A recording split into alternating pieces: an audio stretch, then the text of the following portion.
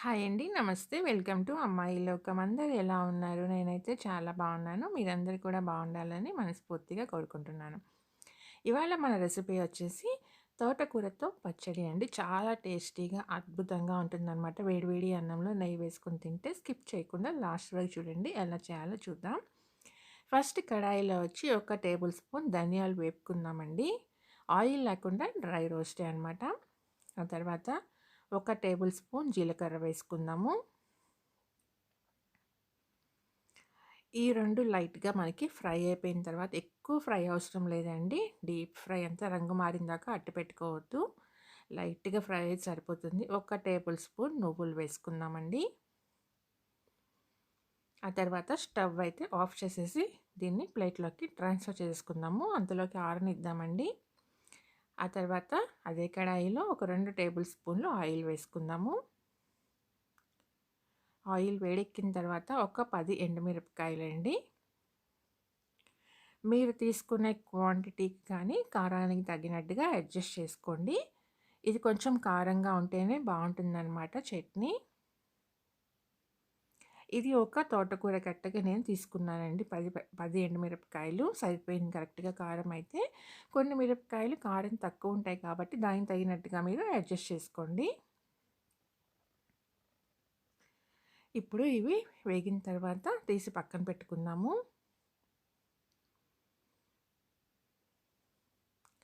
ఆ తర్వాత ఎర్ర తోటకూరండి ఇది. చాలా లేతగా ఉందనమాట. ముదిరి కాడలు గాని అట్లాంటివి ఉంటే తీసి పక్కన పెట్టేయండి. సన్నగా తరిగి దీన్ని మనం ఆయిల్‌లో ఫ్రై చేసుకుందాము. ఎక్కువ ఆయిల్ అయితే అవసరం లేదండి. ఎండుమిరపకాయలు వేగిన తర్వాత బ్యాలెన్స్ ఆయిల్ ఉంది కదా! దానిలోనే వేపుకుందామండి.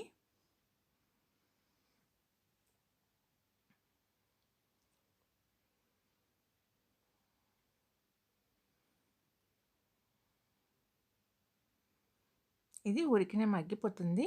కానీ కొంచెం ఫ్రై అయితే బావుంటుందనమాట. అందుకని కొంచెం ఫ్రై చేసుకుందాం మీడియం ఫ్లేమ్‌లో పెట్టి.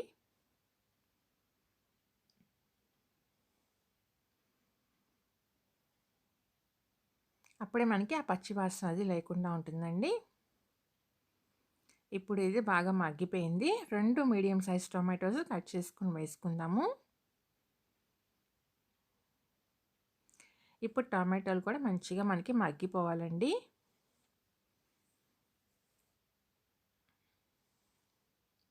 ఇంకా చింతపండు కానీ నేనేం వేయలేదు. టమాటో పులుపే సరిపోతుందండి దీనికి.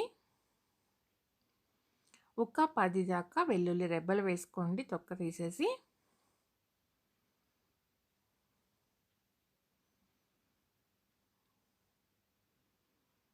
ఇప్పుడు మనకి ఇవన్నీ మంచిగా ఫ్రై అయిపోవాలి. టమాటా బాగా మగ్గిపోవాలండి.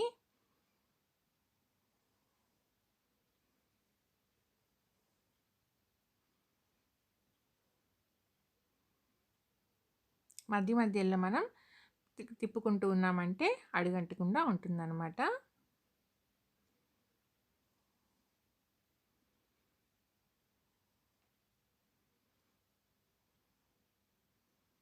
ఇప్పుడు మనకి టొమాటో అయితే మగ్గిపోయిందండి. కొంచెం కొత్తిమీర వేసుకుందాము. కొత్తిమీర వేసుకొని జస్ట్ ఒకసారి మనం మిక్స్ చేసేసుకున్నామంటే ఆ వేడికే మనకి కొత్తిమీర అనేది మగ్గిపోతుంది. స్టవ్ అయితే ఆఫ్ చేసుకుందామండి. ఆఫ్ చేసుకుని మొత్తం ఆరనిద్దాము. చల్లగా అయిపోయిన తర్వాత మిక్సీ జార్ తీసుకొని గ్రైండ్ చేసుకుందామండి. ఆ లోపల ఫస్ట్ మనం వేపుకున్న ఎండుమిరపకాయలు, ధనియాలు, నువ్వులు, జీలకర్ర అన్నీ కలిపి కోర్స్లీగా కచ్చాపచ్చాగా గ్రైండ్ చేసుకొని తెచ్చుకుందామని. చూడండి ఇలా అయితే ఉండాలి కన్సిస్టెన్సీ.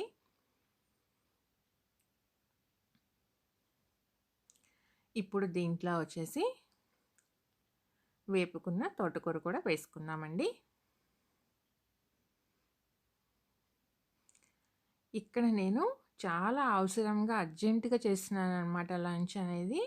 దానికోసం కొంచెం వేడిగా ఉండగానే వేసేసాననమాట. కానీ మీరు ఆరిన తర్వాతే వేసుకోండి. లేదంటే మిక్సీ జార్ అనేది పాడైపోతుంది.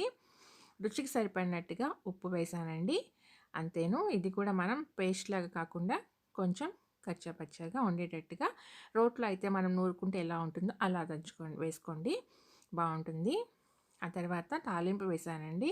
అర టేబుల్ స్పూన్ మినపప్పు, అర టేబుల్ స్పూన్ జీలకర్ర, అర టేబుల్ స్పూన్ వచ్చి ఆవాలు, ఒక ఎండుమిరపకాయని గిల్లి వేసానండి, కొంచెం ఇంగువ, అంతేను.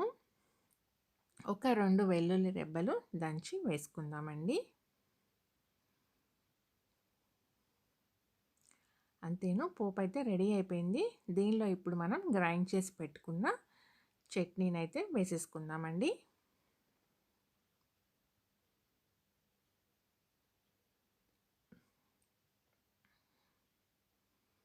వేసేసి ఆ వేడి మీద ఒకసారి తిప్పేసి స్టవ్ అయితే ఆఫ్ చేసుకుందాము.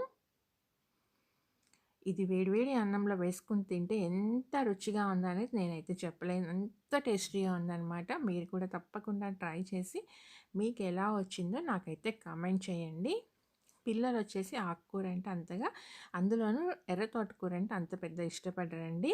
ఇలా కనుక ట్రై చేసి చూడండి. తప్పకుండా తింటారు. అందరికీ నచ్చుతుంది, పిల్లల నుంచి పెద్దవాళ్ళ దాకా.